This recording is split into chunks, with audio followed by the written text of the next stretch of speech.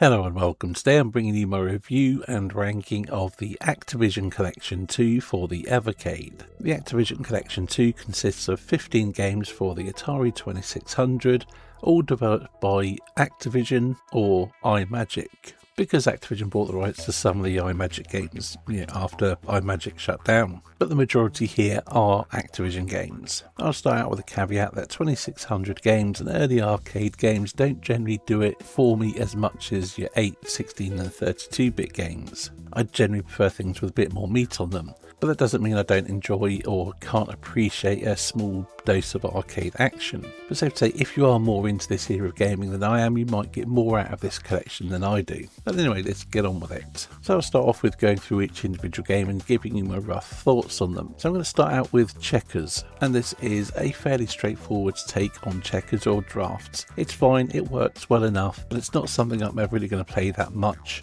But it passes the time, I suppose. Dragster. This is a drag racing game where you have to rev your engine and race to the end of the track. That's about it. The key to the game is by going through the gears and not over-revving your engine so it blows out. Each go is over very quickly, especially if you blow out your engine. There is a skill factor to this game, but it's not one I care for in the slightest. It does nothing for me, but I know there are fans of this kind of game, so yeah, if that's you, great. If not, maybe this will be one of your least favourites as well. River Raid 2. Now, I like the first River Raid, it's a bit of a classic. River Raid 2 takes the concept of River Raid, expands on it and sucks all the joy out of it. It's a misguided attempt at expanding on the original and is pretty forgettable as a result. Cosmic Commuter, which is a game where you control a space taxi and you go and pick people up while shooting things or obstacles out of your way and leave the planet. It's not a bad concept for a game, but it just ends up being not all that exciting. And you may die quite easily before you realise that you have to slow the descent of the rocket as it arrives on the planet before you start piloting your space taxi. It's a novel idea, competently made, but ultimately just doesn't really feel all that much fun. Boxing, a top-down boxing game where you, box against your opponent. There's really not a lot to it, but there is surprising sort of strategy and fluidity to it. But again, it's very basic for a boxing game. There's not much no game modes or anything, but you can have fun with it for a while, and no doubt would be better multiplayer.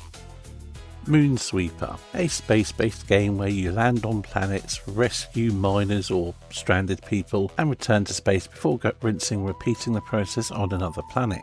It's got some interesting ideas and some nice touches, but I think ultimately it doesn't quite come together quite as well as it might. The controls feel a little bit slidey, and it can be tough to get into and really get a feel for how the game's working. So yeah, it's not bad.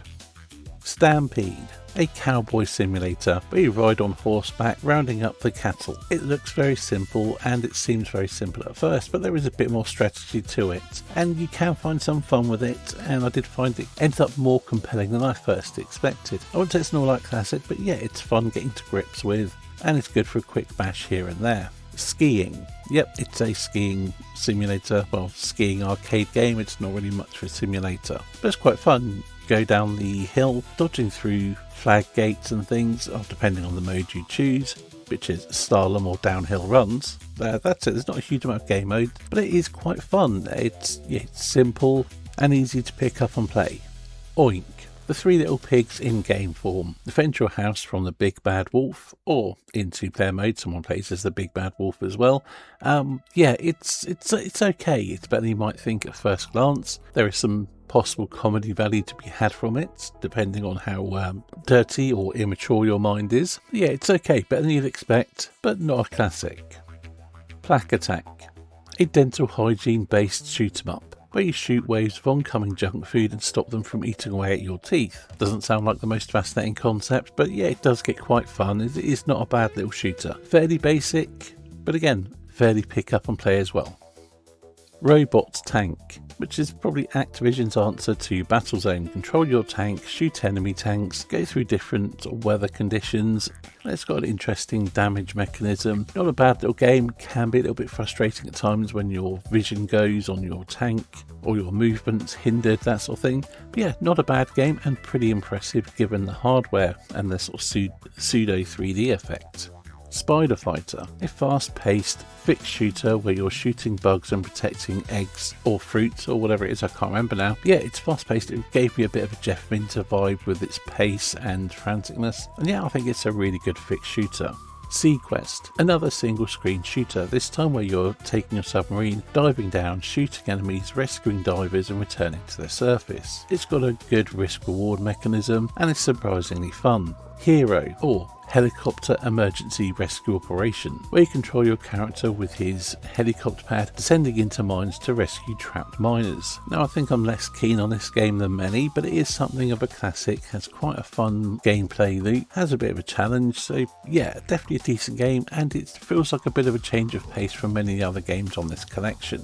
Pitfall 2: The Lost Caverns. The sequel to Pitfall is a classic. It's noted for having its music, which is pretty well done for the 2600, although it can get a bit grating. It expands on Pitfall and has a large map for you to explore and navigate your way around. The way the restart points is done, where if you die, you'll then gradually go back to the previous checkpoint, which can take a while and it can get a bit frustrating. Once you sink your teeth into the game, it's actually quite rewarding and I end up liking it more than the original. Overall opinion. Naturally, your level of interest in 2600 games will really affect your level of interest in this collection as a whole, but there are some genuinely good games here, but not many of them have a lot of meat on their bones. So if you like the arcade action, great, but if you like more lengthy adventures or if you're more into graphics and things, yeah, this might not be a collection for you. In comparison to Activision Collection 1, I think Collection 2 is a little bit more down the middle. It doesn't have the same lows, but maybe not quite as many highs. I mean, I suppose a lot depends on your tastes. But I found with Collection 1 there was essentially 5 games I liked, 5 games I was middling on, and 5 games I didn't like. And here I'd say there's 2.5 I don't like, and everything else is pretty good, and a couple I really like. So as I said, it's just the spread and personal taste. So for the most part it lands pretty much the same as Collection 1, although it did take a bit longer for me to really start to appreciate it. To score the cartridge out of 10, I would give Activision Collection 2 a 7 out of 10, just like Collection 1. The games are generally good, with the caveat that you have to be into this era of gaming or be able to overlook the simplistic graphics and enjoy the sort of more simple arcade style of gameplay. So that's it for this review. What will follow will be my ranking list of the cartridges that I've ranked so far. When I rank them, I take into consideration, one, how much I like the games, but also how many games, the value they offer, the length of gameplay you'll get out of them, and the broad appeal or maybe niche appeal. So even cartridges with games I really like on them could end up quite low in the ranking if the cartridge as a whole falls foul of limited gameplay types or having a lot of filler on it or whatever. Anyway, that's enough waffling for now. Thank you for watching and I'll see you in the next one.